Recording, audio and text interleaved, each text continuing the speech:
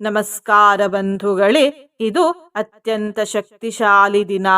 ಏಕೆಂದರೆ ಇಂದು ಮಾರ್ಗಶೀರ್ಷ ಹುಣ್ಣಿಮೆ. ಇವತ್ತು ಸಿದ್ಧಿಯೋಗವು ಹುಣ್ಣಿಮೆಯ ದಿನ ಬಂದಿದೆ. ಈ ದಿನ ನಾವು ಶ್ರೀ ಗಂಗಾ ಮಾತೆಯ ಒಂದು ಶಕ್ತಿಶಾಲಿ ಮಂತ್ರವನ್ನು ಪಾರಾಯಣ ಮಾಡಿದ್ದೇವೆ. ಈ ಮಂತ್ರವನ್ನು ಆದಿಗುರು ಶಂಕರಾಚಾರ್ಯರು ಬರೆದಿರುವುದು. ಈ ಮಂತ್ರವನ್ನು ಇಂದು ಆದಷ್ಟು ಹೆಚ್ಚು ಬಾರಿ ಶ್ರದ್ಧಾಭಕ್ತಿಯಿಂದ ಪಾರಾಯಣ ಅಥವಾ ಶ್ರವಣ ಮಾಡಿದರೆ ಹಿಂದಿನ ಎಲ್ಲ ಜನ್ಮಗಳ ಪಾಪಗಳು ನಾಶವಾಗುತ್ತವೆ, ಧನಸಿದ್ಧಿಯಾಗುತ್ತದೆ, ಪರಮಾನಂದ ಪ್ರಾಪ್ತಿಯಾಗುತ್ತದೆ, ದುರಿತಗಳು ನಾಶವಾಗುತ್ತವೆ. ಮತ್ತು ಈ ಮಂತ್ರವನ್ನು ಪ್ರತಿದಿನ ಕೇಳಿದರೆ ಈ ಜೀವನದ ನಂತರ ವೈಕುಂಠದಲ್ಲಿ ವಾಸಿಸುವ ಸೌಭಾಗ್ಯ ಪ್ರಾಪ್ತಿಯಾಗುತ್ತದೆ. ಇಂದಿನ ಮನೆಮದ್ದು ಹೀಗಿದೆ. ನಿಮಗೆ ವಿಪರೀತ ನೆಗಡಿಯ ಸಮಸ್ಯೆ ಇದ್ದರೆ ಈ ಮನೆಮದ್ದನ್ನು ಉಪಯೋಗಿಸಿ. ಕಾಲು ಚಮಚ ಅತಿಮಧುರ ಚೂರ್ಣಕ್ಕೆ 2 ಚಿಟಕಿ ಕರಿಮೆಣಸಿನ ಪುಡಿಯನ್ನು ಹಾಕಿ ಚೆನ್ನಾಗಿ ಮಿಕ್ಸ್ ಮಾಡಿ. ನಂತರ ಇದಕ್ಕೆ 1/4 ಚಮಚ ಜೇನುತುಪ್ಪವನ್ನು ಹಾಕಿ ಚೆನ್ನಾಗಿ ಬೆರೆಸಿ ಸೇವಿಸಿ. ಈ ಮಿಶ್ರಣವನ್ನು 5 ರಿಂದ 7 ದಿನಗಳ ಕಾಲ ಬೆಳಿಗ್ಗೆ ಒಮ್ಮೆ ಸಂಜೆ ಒಮ್ಮೆ ಸೇವಿಸಿ. ಹೀಗೆ ಮಾಡುವುದರಿಂದ ನೆಗಡಿಯ ಸಮಸ್ಯೆ ದೂರವಾಗುತ್ತದೆ. ಬಂಧುಗಳೇ, ನೀವು ಚಾನಲಿಗೆ ಹೊಸದಾಗಿ ಬಂದಿದ್ದರೆ ಚಾನಲನ್ನು ಸಬ್ಸ್ಕ್ರೈಬ್ ಮಾಡಿ, ಹತ್ತಿರ ಇರುವ ಬೆಲ್ ಬಟನ್ ಪ್ರೆಸ್ ಮಾಡಿ, ಆಲ್ ಅನ್ನುವ ಆಪ್ಷನ್ ಅನ್ನು ಸೆಲೆಕ್ಟ್ ಮಾಡಿ. ನೀವು ಸಬ್ಸ್ಕ್ರೈಬ್ ಮಾಡಿದರೆ ನಮಗೂ ಇನ್ನೂ ಹೆಚ್ಚು ವಿಡಿಯೋ ಮಾಡಲು ಸ್ಫೂರ್ತಿ ಸಿಗುತ್ತದೆ ಮತ್ತು ನಿಮಗೂ ನಮ್ಮ ಹೊಸ ವಿಡಿಯೋ ಅಪ್ಲೋಡ್ ಆದ ತಕ್ಷಣವೇ ಸಿಗುತ್ತದೆ. ಮಂತ್ರಶ್ರವಣ ಮಾಡುವಾಗ ಹರ ಹರ ಗಂಗೆ ಎಂದು ಕಮೆಂಟ್ ಮಾಡಿ ಬಂಧುಗಳೇ. ಮಂತ್ರ ಪಾರಾಯಣವನ್ನು ಶುರು ಮಾಡೋಣ. ಅಲಕಾನಂದೇ ಪರಮಾನಂದೇ ಕುರು ಕರುಣಾಮಯಿ ಕಾತರ ವಂದೇ ತವ ತಟ ನಿಕಟೇ ಯಸ್ಯ ನಿವಾಸಃ ಖಲು ವೈಕುಂಠೇ ತಸ್ಯ ನಿವಾಸಃ. ಅಲಕಾನಂದೇ ಪರಮಾನಂದೇ ಕುರು ಕರುಣಾಮಯಿ ಕಾತರ ವಂದೇ ತವ ತಟ ನಿಕಟೇ ಯಸ್ಯ ನಿವಾಸಃ ಖಲು ವೈಕುಂಠೇ ತಸ್ಯ ನಿವಾಸಃ. ಅಲಕಾನಂದೇ ಪರಮಾನಂದೇ ಕುರು ಕರುಣಾಮಯಿ ಕಾತರ ವಂದೇ ತವ ತಟ ನಿಕಟೇ ಯಸ್ಯ ನಿವಾಸಃ ಖಲು ವೈಕುಂಠೇ ತಸ್ಯ ನಿವಾಸಃ. ಅಲಕಾನಂದೇ ಪರಮಾನಂದೇ ಕುರು ಕರುಣಾಮಯಿ ಕಾತರ ವಂದೇ ತವ ತಟ ನಿಕಟೇ ಯಸ್ಯ ನಿವಾಸಃ ಖಲು ವೈಕುಂಠೇ ತಸ್ಯ ನಿವಾಸಃ. ಅಲಕಾನಂದೇ ಪರಮಾನಂದೇ ಕುರು ಕರುಣಾಮಯಿ ಕಾತರ ವಂದೇ ತವ ತಟ ನಿಕಟೇ ಯಸ್ಯ ನಿವಾಸಃ ಖಲು ವೈಕುಂಠೇ ತಸ್ಯ ನಿವಾಸಃ. ಅಲಕಾನಂದೇ ಪರಮಾನಂದೇ ಕುರು ಕರುಣಾಮಯಿ ಕಾತರ ವಂದೇ ತವ ತಟ ನಿಕಟೇ ಯಸ್ಯ ನಿವಾಸಃ ಖಲು ವೈಕುಂಠೇ ತಸ್ಯ ನಿವಾಸಃ. ಅಲಕಾನಂದೇ ಪರಮಾನಂದೇ ಕುರು ಕರುಣಾಮಯಿ ಕಾತರ ವಂದೇ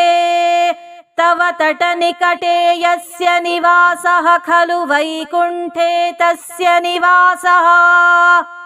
ಅಲಕಾನಂದೇ ಪರಮಾನಂದೇ ಕುರು ಕರುಣಾಮಯಿ ಕಾತರ ವಂದೇ ತವ ತಟ ನಿಕಟೇ ಯಸ್ಯ ನಿವಾಸಃ ಖಲು ವೈಕುಂಠೇ ತಸ್ಯ ನಿವಾಸಃ. ಅಲಕಾನಂದೇ ಪರಮಾನಂದೇ ಕುರು ಕರುಣಾಮಯಿ ಕಾತರ ವಂದೇ ತವ ತಟ ನಿಕಟೇ ಯಸ್ಯ ನಿವಾಸಃ ಖಲು ವೈಕುಂಠೇ ತಸ್ಯ ನಿವಾಸಃ. ಅಲಕಾನಂದೇ ಪರಮಾನಂದೇ ಕುರು ಕರುಣಾಮಯಿ ಕಾತರ ವಂದೇ ತವ ತಟ ನಿಕಟೇ ಯಸ್ಯ ನಿವಾಸಃ ಖಲು ವೈಕುಂಠೇ ತಸ್ಯ ನಿವಾಸಃ.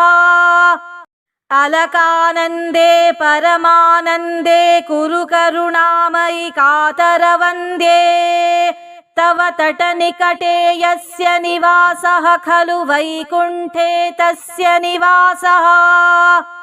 अलकानन्दे परमानन्दे कुरु करुणामयि कातरवन्द्ये तव तटनिकटे यस्य निवासः खलु वैकुण्ठे तस्य निवासः अलकानन्दे परमानन्दे कुरु करुणामयि कातरवन्द्ये तव तटनिकटे यस्य निवासः खलु वैकुण्ठे तस्य निवासः अलकानन्दे परमानन्दे कुरु करुणामयि कातरवन्द्ये तव तटनिकटे यस्य निवासः खलु वैकुण्ठे तस्य निवासः अलकानन्दे परमानन्दे कुरु करुणामयि कातरवन्द्ये तव तटनिकटे यस्य निवासः खलु वैकुण्ठे तस्य निवासः अलकानन्दे परमानन्दे कुरु करुणामयि कातरवन्द्ये तव तटनिकटे यस्य निवासः खलु वैकुण्ठे तस्य निवासः अलकानन्दे परमानन्दे कुरु करुणामयि कातरवन्द्ये तव तटनिकटे यस्य निवासः खलु वैकुण्ठे तस्य निवासः अलकानन्दे परमानन्दे कुरु करुणामयि कातरवन्द्ये तव तटनिकटे यस्य निवासः खलु वैकुण्ठे तस्य निवासः अलकानन्दे परमानन्दे कुरु करुणामयि कातरवन्द्ये तव तटनिकटे यस्य निवासः खलु वैकुण्ठे तस्य निवासः अलकानन्दे परमानन्दे कुरु करुणामयि कातरवन्द्ये तव तटनिकटे यस्य निवासः खलु वैकुण्ठे तस्य निवासः अलकानन्दे परमानन्दे कुरु करुणामयि कातरवन्द्ये तव तटनिकटे यस्य निवासः खलु वैकुण्ठे तस्य निवासः अलकानन्दे परमानन्दे कुरु करुणामयि कातरवन्द्ये तव तटनिकटे यस्य निवासः खलु वैकुण्ठे तस्य निवासः अलकानन्दे परमानन्दे कुरु करुणामयि कातरवन्द्ये तव तटनिकटे यस्य निवासः खलु वैकुण्ठे तस्य निवासः अलकानन्दे परमानन्दे कुरु करुणामयि कातरवन्द्ये तव तटनिकटे यस्य निवासः खलु वैकुण्ठे तस्य निवासः अलकानन्दे परमानन्दे कुरु करुणामयि कातरवन्द्ये तव तटनिकटे यस्य निवासः खलु वैकुण्ठे तस्य निवासः अलकानन्दे परमानन्दे कुरु करुणामयि कातरवन्द्ये तव तटनिकटे यस्य निवासः खलु वैकुण्ठे तस्य निवासः अलकानन्दे परमानन्दे कुरु करुणामयि कातरवन्द्ये तव तटनिकटे यस्य निवासः खलु वैकुण्ठे तस्य निवासः अलकानन्दे परमानन्दे कुरु करुणामयि कातरवन्द्ये तव तटनिकटे यस्य निवासः खलु वैकुण्ठे तस्य निवासः अलकानन्दे परमानन्दे कुरु करुणामयि कातरवन्द्ये तव तटनिकटे यस्य निवासः खलु वैकुण्ठे तस्य निवासः अलकानन्दे परमानन्दे कुरु करुणामयि कातरवन्द्ये तव तटनिकटे यस्य निवासः खलु वैकुण्ठे तस्य निवासः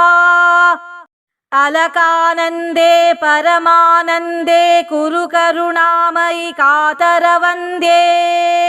तव तटनिकटे यस्य निवासः खलु वैकुण्ठे तस्य निवासः अलकानन्दे परमानन्दे कुरु करुणामयि कातरवन्द्ये तव तटनिकटे यस्य निवासः खलु वैकुण्ठे तस्य निवासः अलकानन्दे परमानन्दे कुरु करुणामयि कातरवन्द्ये तव तटनिकटे यस्य निवासः खलु वैकुण्ठे तस्य निवासः अलकानन्दे परमानन्दे कुरु करुणामयि कातरवन्द्ये तव तटनिकटे यस्य निवासः खलु वैकुण्ठे तस्य निवासः अलकानन्दे परमानन्दे कुरु करुणामयि कातरवन्द्ये तव तटनिकटे यस्य निवासः खलु वैकुण्ठे तस्य निवासः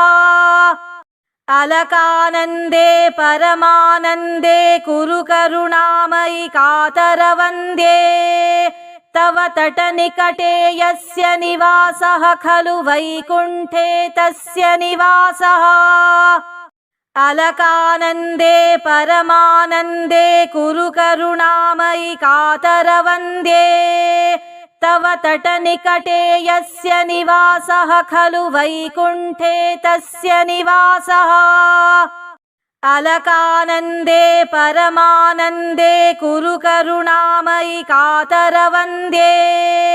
तव तटनिकटे यस्य निवासः खलु वैकुण्ठे तस्य निवासः अलकानन्दे परमानन्दे कुरु करुणामयि कातरवन्द्ये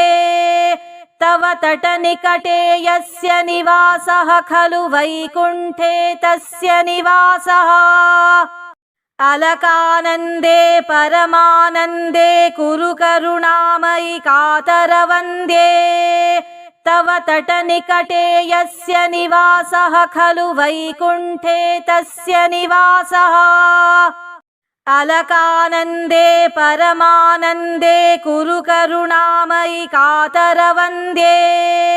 तव तटनिकटे यस्य निवासः खलु वैकुण्ठे तस्य निवासः अलकानन्दे परमानन्दे कुरु करुणामयि कातरवन्द्ये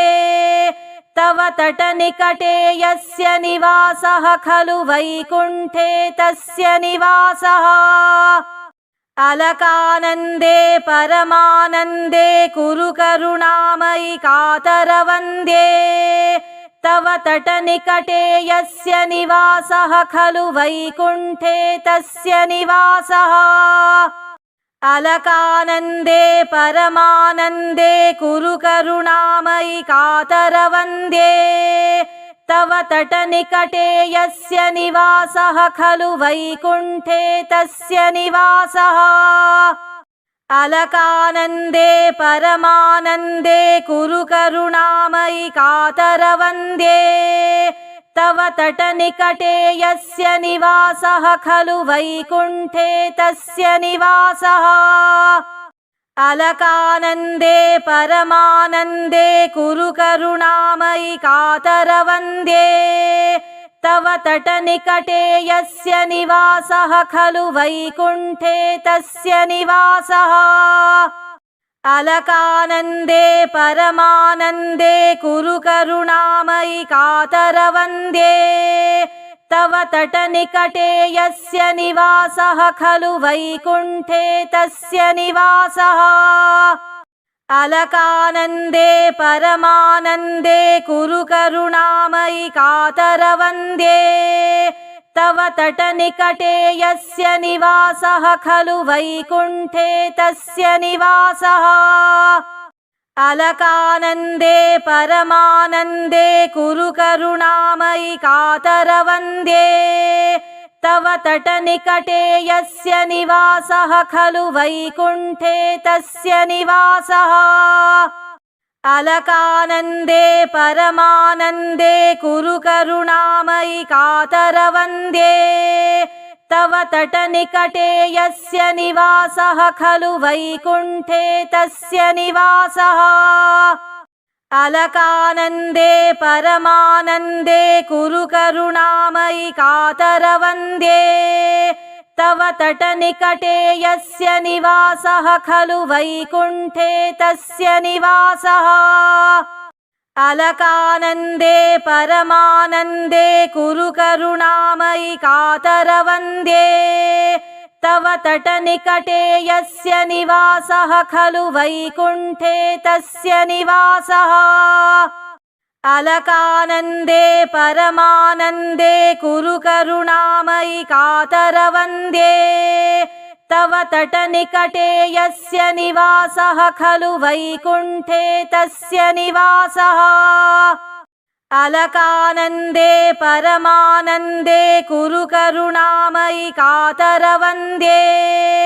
तव तटनिकटे यस्य निवासः खलु वैकुण्ठे तस्य निवासः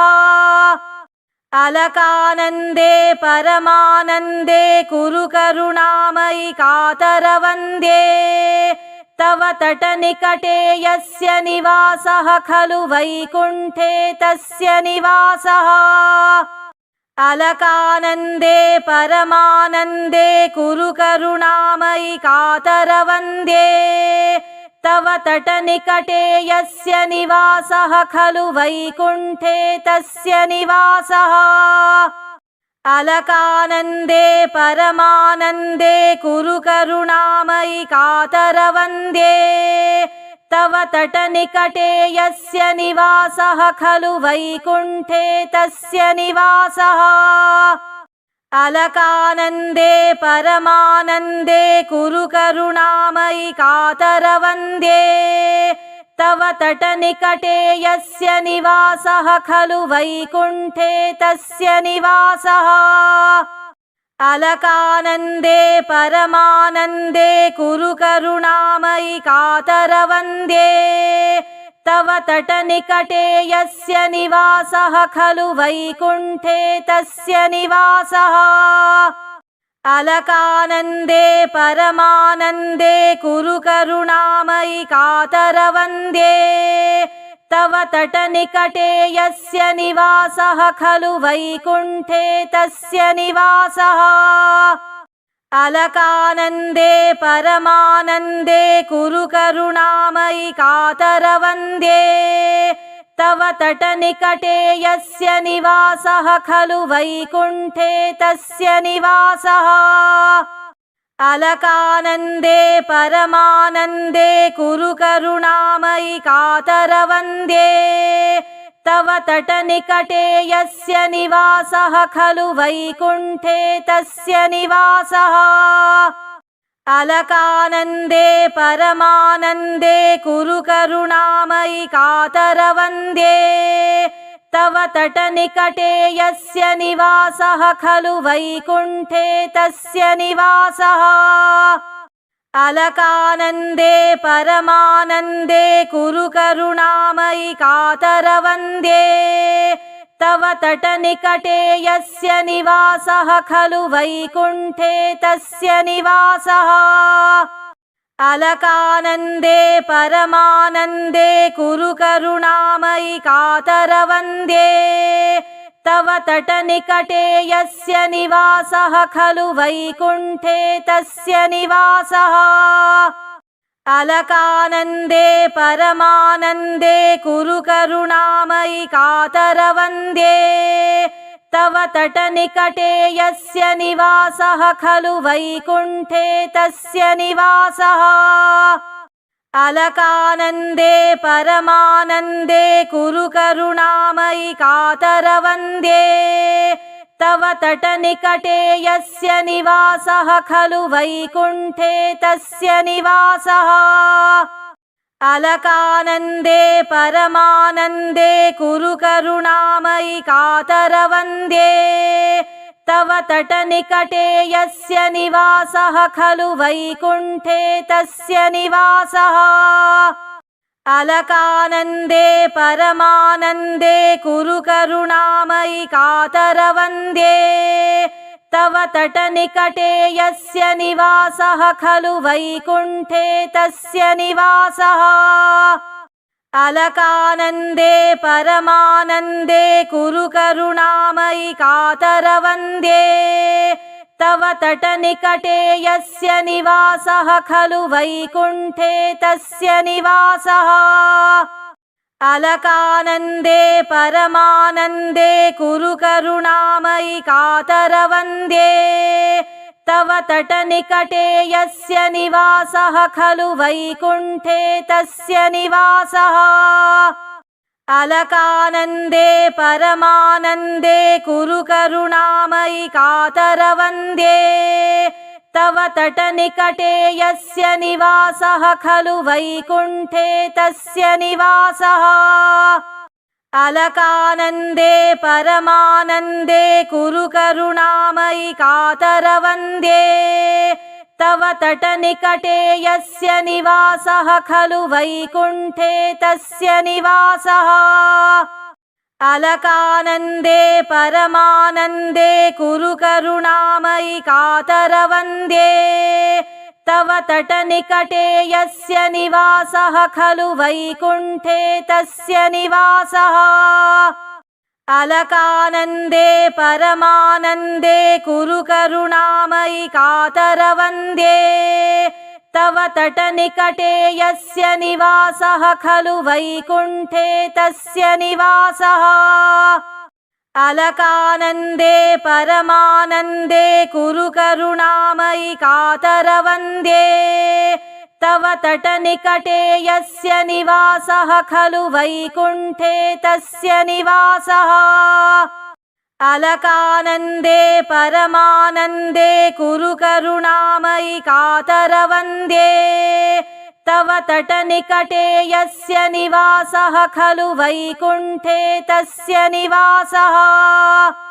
अलकानन्दे परमानन्दे कुरु करुणामयि कातरवन्द्ये तव तटनिकटे यस्य निवासः खलु वैकुण्ठे तस्य निवासः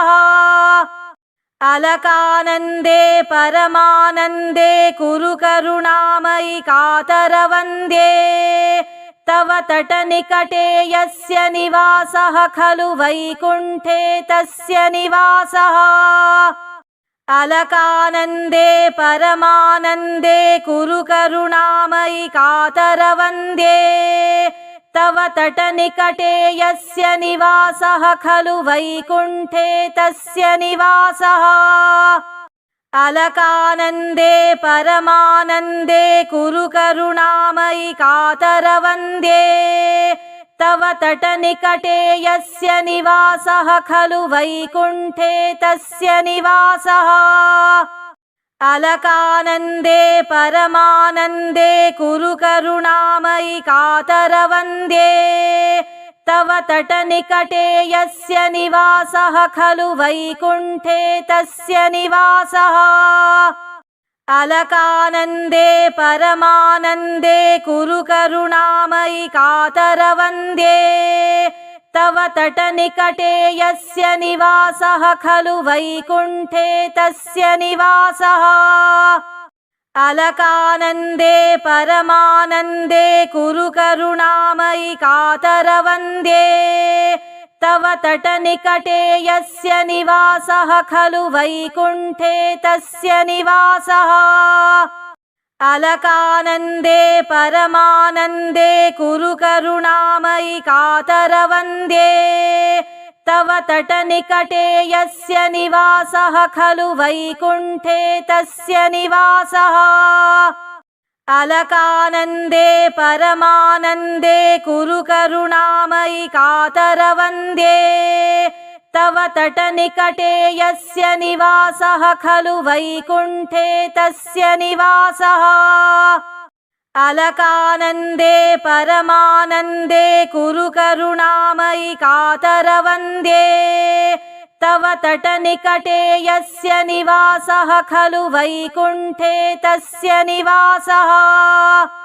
अलकानन्दे परमानन्दे कुरु करुणामयि कातरवन्द्ये तव तटनिकटे यस्य निवासः खलु वैकुण्ठे तस्य निवासः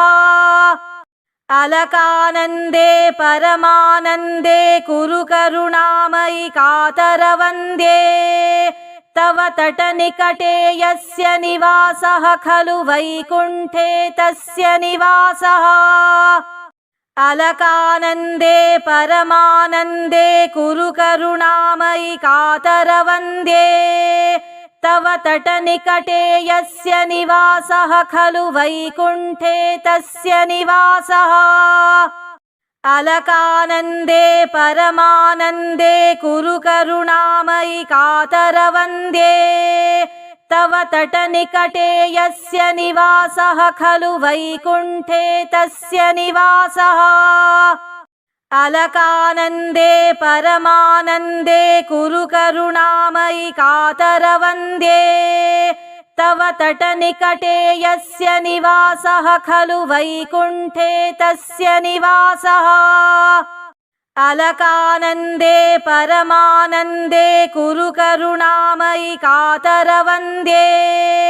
तव तटनिकटे यस्य निवासः खलु वैकुण्ठे तस्य निवासः अलकानन्दे परमानन्दे कुरु करुणामयि कातरवन्द्ये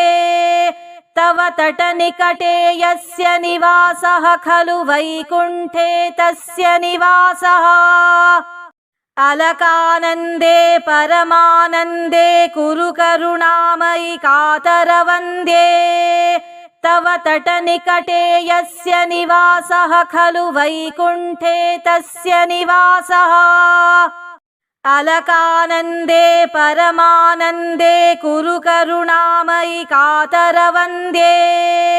तव तटनिकटे यस्य निवासः खलु वैकुण्ठे तस्य निवासः अलकानन्दे परमानन्दे कुरु करुणामयि कातरवन्द्ये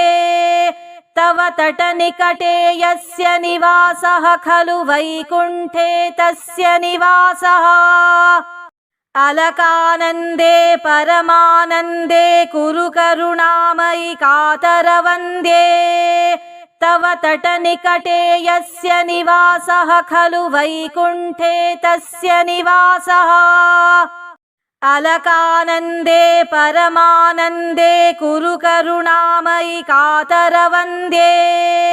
तव तटनिकटे यस्य निवासः खलु वैकुण्ठे तस्य निवासः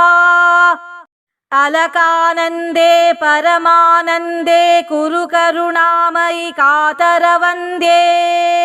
तव तटनिकटे यस्य निवासः खलु वैकुण्ठे तस्य निवासः अलकानन्दे परमानन्दे कुरु करुणामयि कातरवन्द्ये तव तटनिकटे यस्य निवासः खलु वैकुण्ठे तस्य निवासः अलकानन्दे परमानन्दे कुरु करुणामयि कातरवन्द्ये तव तटनिकटे यस्य निवासः खलु वैकुण्ठे तस्य निवासः अलकानन्दे परमानन्दे कुरु करुणामयि कातरवन्द्ये तव तटनिकटे यस्य निवासः खलु वैकुण्ठे तस्य निवासः अलकानन्दे परमानन्दे कुरु करुणामयि कातरवन्द्ये तव तटनिकटे यस्य निवासः खलु वैकुण्ठे तस्य निवासः अलकानन्दे परमानन्दे कुरु करुणामयि कातरवन्द्ये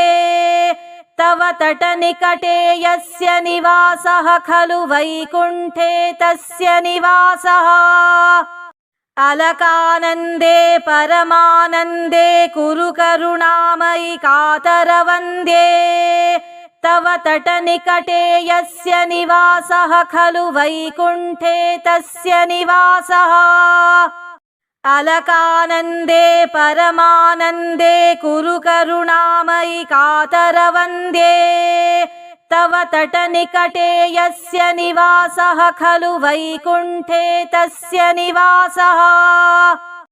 अलकानन्दे परमानन्दे कुरु करुणामयि कातरवन्द्ये तव तटनिकटे यस्य निवासः खलु वैकुण्ठे तस्य निवासः।